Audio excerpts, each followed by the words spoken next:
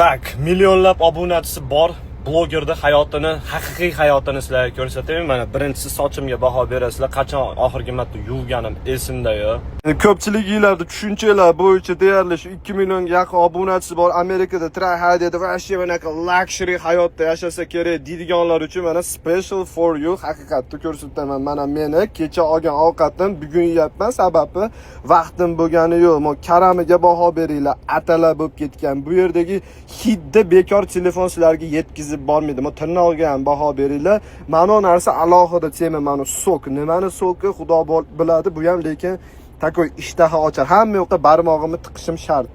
Lekin bularni yeb bo'lganimdan keyin men tezroq mana uni yeyman deb o'tiribman. Mehr beruvchi vositalar menga mon qaranglar.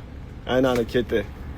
Xudo xolasa niyat qilib qo'yganman. O'zbekistonga borsam kreditga bitamti BMW M8 mi M5 mi bitamti gelik olib qo'yib men erishdim deb video qilaman.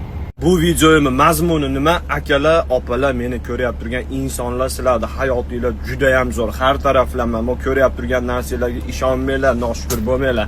Mana men sizlarga yaqqol misol Amerikadagi 2 million obunachisiga ega inson sifatida gapiryapman.